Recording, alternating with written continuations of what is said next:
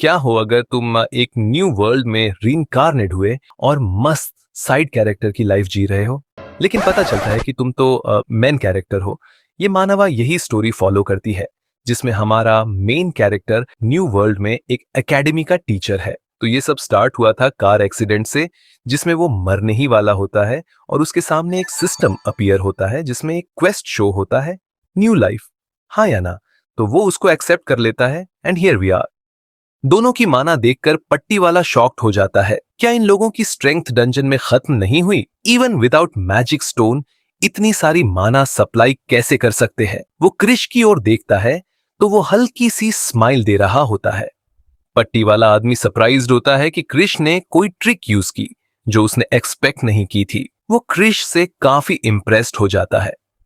माना सच में एंडलेस है, जो टीचर से ही दिया जा सकता है। पूरी कोशिश करूंगा कि इसको वेस्ट ना करूं।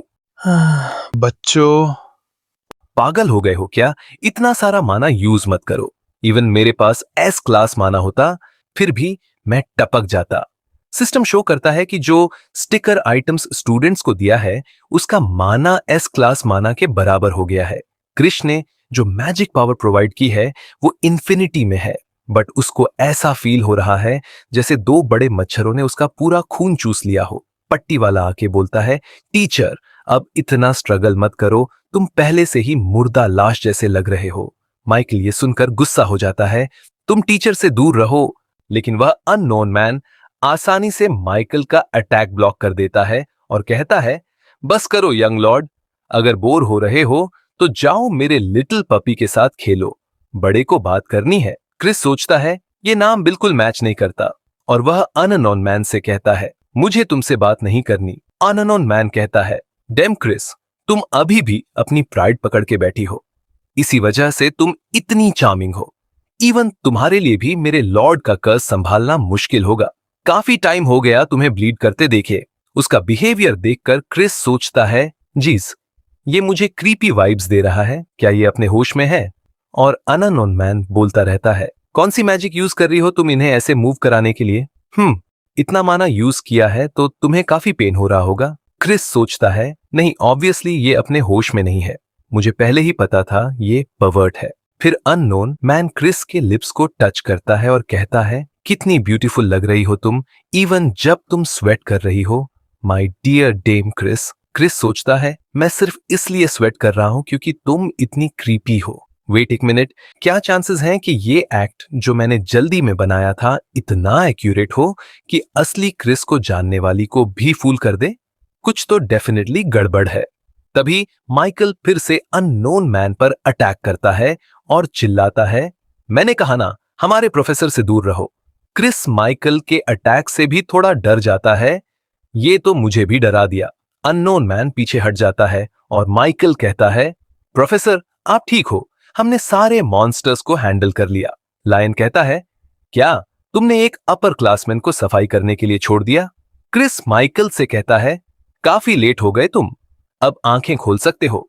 माइकल कहता है, आप ब्लीडिंग कर रहे हो, मैं अभी ये चेन्स हटा देता हूं। लेकिन क्रिस अपनी स्ट्रेंथ यूज करके आसानी से चेन्स तोड़ देता है। ये देखकर अननोन मैन पूरी तरह शॉक्ड हो जाता है।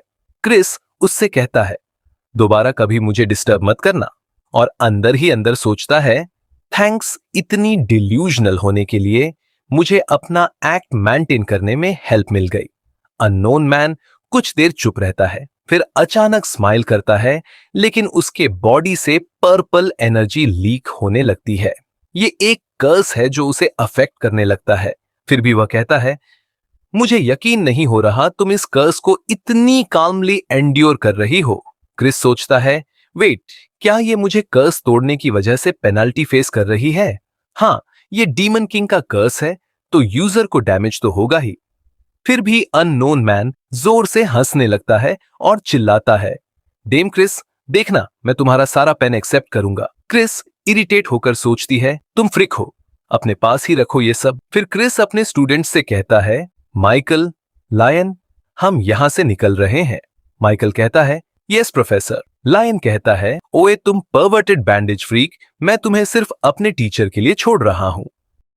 कुछ दिन बाद एकेडमी के सब स्टूडेंट्स शॉक हो जाते हैं क्योंकि एक बहुत हैंडसम स्टूडेंट आता है। सब उसे देखकर स्टन्ड हो जाते हैं। स्टूडेंट्स बोलते हैं, वाओ, ये कितना हैंडसम है, ये कौन है, क्या ये हमारे स्कूल में था? फिर वह स्टूडेंट क्लास 10 का दरवाजा खोलता है और सब उसकी तरफ देखते हैं। माइकल शॉक हो जाता है। डोल्चे उसे देखकर कहती है, ये एंजेलिना है, तुमने हेयर कट कर लिया और इतने टॉल हो गए। और ये एंजेलिना यानी अंदांटे होता है। वह कहता है, हे गाइस। डोल्चे कहती है, मैंने जो अफवाह सुनी है, लगता है ये सच में लड़का है।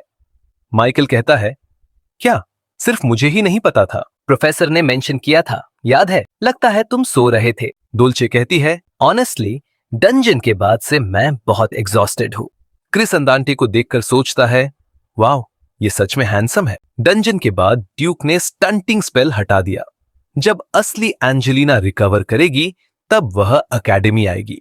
अभी के लिए प्रिंसेस वापस अंदांटे बन गई है। रियल लाइफ में देखना अलग फील देता है। डोल्चे कहती है, वैसे मैन क्वेश्चन ये है कि तुम अपनी लुक्स की वजह से जो कमोशन हो रहा है उसका क्या करोगे?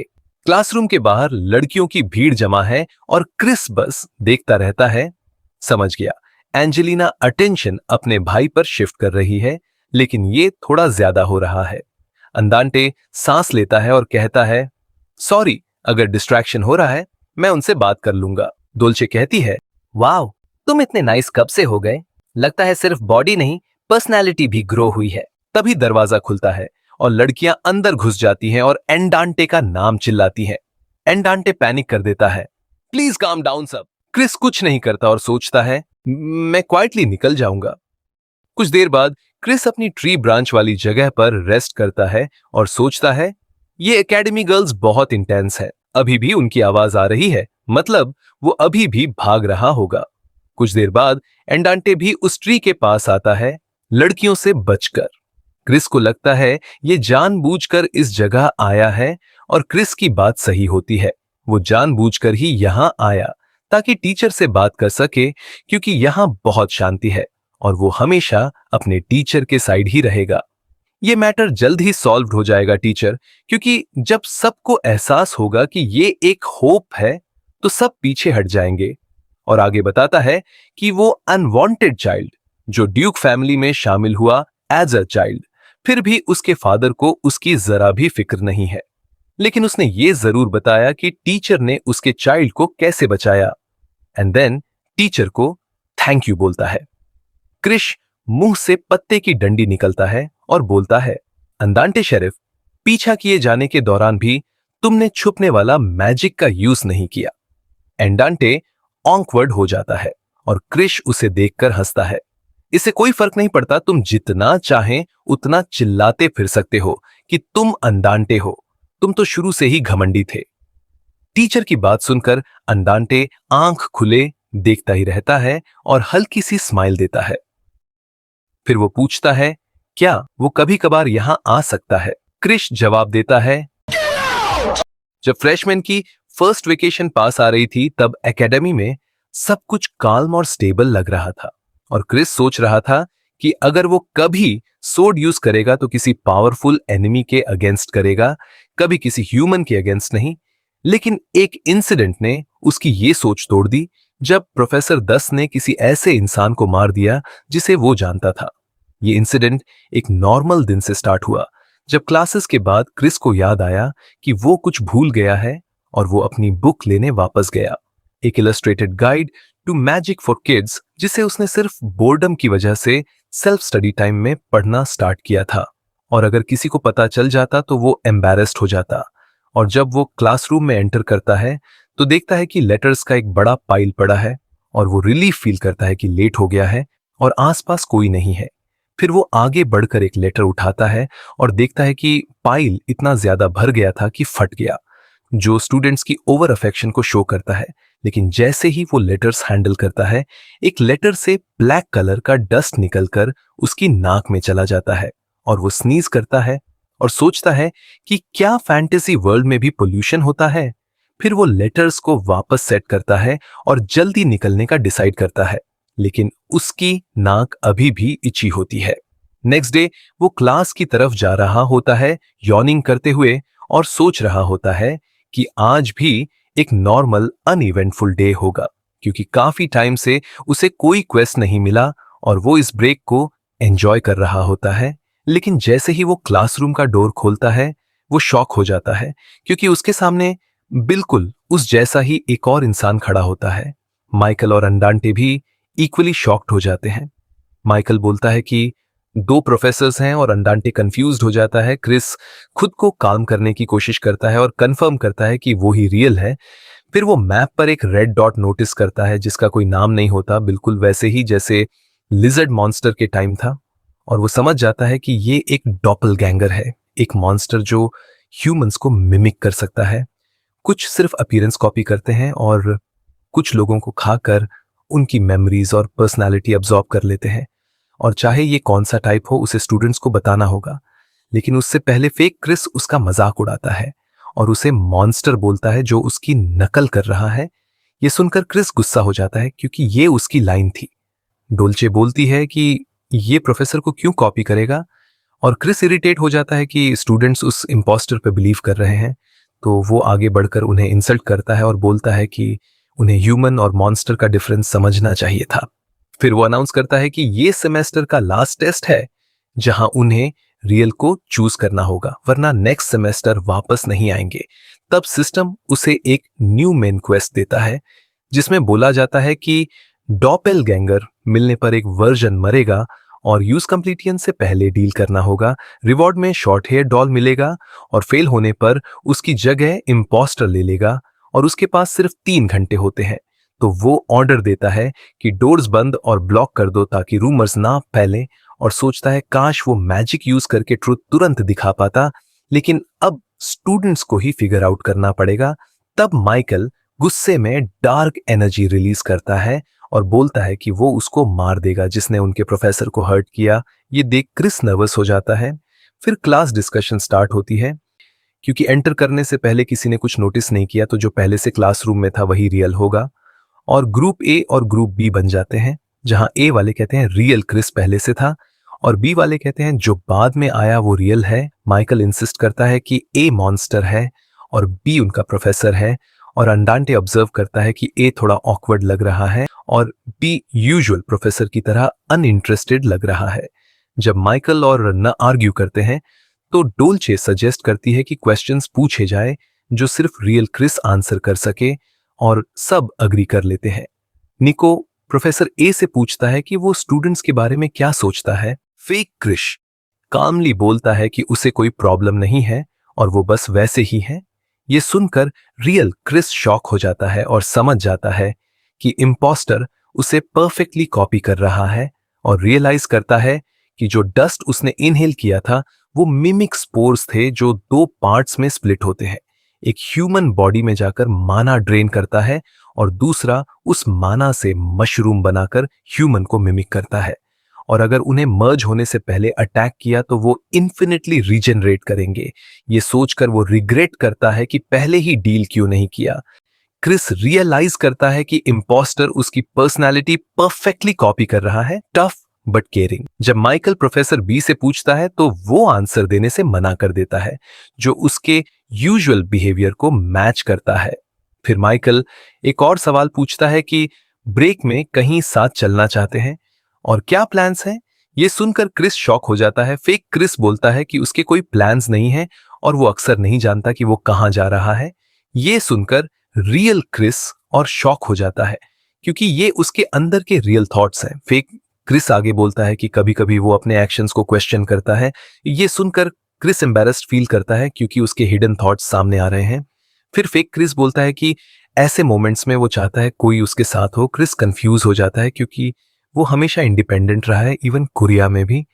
वो सोचता है क्या ये उसके ही थॉट्स हैं या कुछ और, लेकिन कुछ ऑफ लगता है, जैसे उस मंकी वाले एनकाउंटर में लगा था।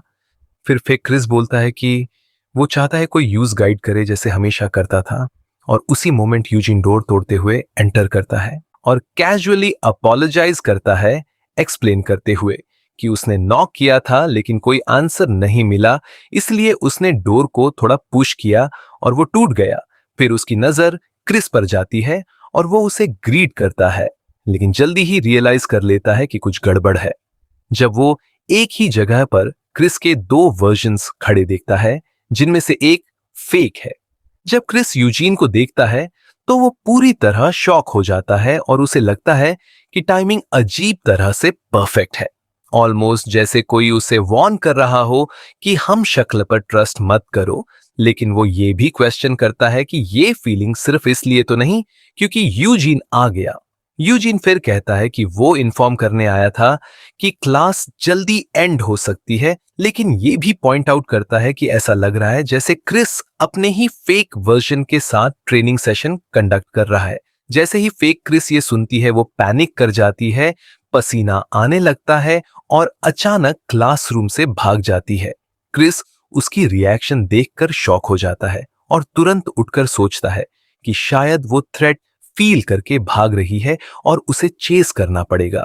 वो जल्दी से यूजीन के पास से निकल जाता है और ये भी सोचता है कि अगर किसी और ने उसे मार दिया तो सिचुएशन कॉम्प्लिकेटेड हो सकती है। चेस करते वक्त क्रिस मंकी की रिंग इक्विप करता है और सिस्टम उसे इन्फॉर्म करता है कि उसे पहनने पर उसकी एजिलिटी एक रैंक बढ़ गई है। जब वो उसका पीछा कर रहा होता है तो उसे रुकने के लिए कहता है और वो आखिरकार रुककर उसकी तरफ मुड़ती है। वो उसके इनक्रेडिबल माना पर कमेंट करती है कि सिर्फ एक दिन में उसने काफी अमाउंट गैदर कर लिया है और क्लेम करती है कि भले ही वो अभी वीक लगे लेकिन ये जल्दी चेंज हो जाएगा। वो रिवील करती है कि उसने उसके अंदर झांककर बहुत सी चीजें देखी हैं, यहां तक कि वो चीजें भी जो खुद उसे याद नहीं। क्रिस सस्पेक्ट करता है कि वो स्पोर्स के फ्यूज होने तक टाइम स्टॉल कर रही है, लेकिन खुद को रीअश्योर करता है कि चाहे वो खुद को कितना भी वीक माने, वो उन्हें हार्ट पर एम करके हरा सकता है, क्योंकि फ्यूज होने के बाद वो रीजनरेट नहीं करेंगे। वो अपना हाथ अपनी सोड की तरफ ले जाता है और उसे कसकर पकड़ लेता है। फेक क्रिस आगे बोलती रहती है और ऐसे इंसान पर पिटी एक्सप्रेस करती है जिसने इतना कुछ किया फिर भी याद नहीं रखा जाएगा। इससे पहले कि वो आगे कुछ बोले, क्रिस अटैक करता है और एक ही स्लैश में उसे वहीं मार देता है।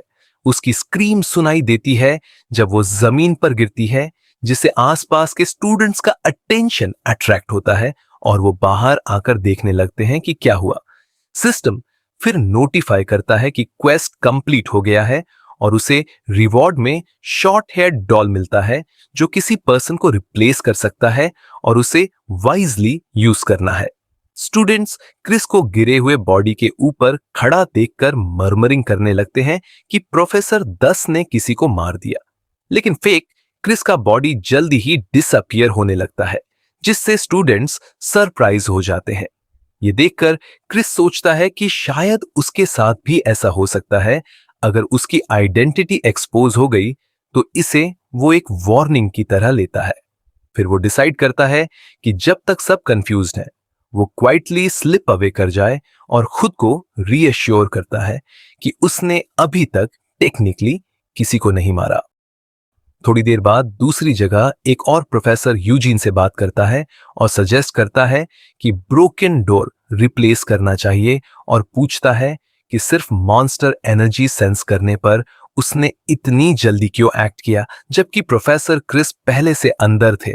यूजीन हंसकर बात टाल देता है और एडमिट करता है कि वो थोड़ा कैरिड अवे हो गया था। प्रोफेसर फिर रूमर्स मेंशन करता है कि यूजीन ने क्रिस को डेट पर पूछा था और क्वेश्चन करता है कि क्या वो उसे इतना पसंद करता है। ये भी ऐड करता है कि उसमें चार्म है, लेकिन वो एग्जैक्टली आइडियल वुमन नहीं है। ये सुनकर यूजीन विजिबली एंग्री हो जाता है और शार्प टोन में रिप्लाई करता है कि प्रोफेसर को भी वो चार्मिंग लगती है। प्रोफेसर नर्वस होकर क्लैरिफाई करने की कोशिश करता है कि उसने अभी अपनी वाइफ के साथ एनिवर्सरी सेलिब्रेट की है। यूजीन फिर अपना एंगर ड्रॉप कर देता है और रिवील करता है कि वो मजाक कर रहा था और उसे याद दिलाता है कि एनिवर्सरी के लिए रेस्टोरेंट भी उसी ने रेकमेंड किया था। वो ये भी ऐड करता है कि क्रिस को समझना आसान नहीं है और किसी को भी उसके बारे में ज्यादा पता नहीं है। जब उसे पूछा जाता है कि क्या उसका क्रिस के साथ कोई सीक्रेट हिस्ट्री है, तो यूजीन थोड़ी देर पॉज करता है और फिर डिनाई कर देता है।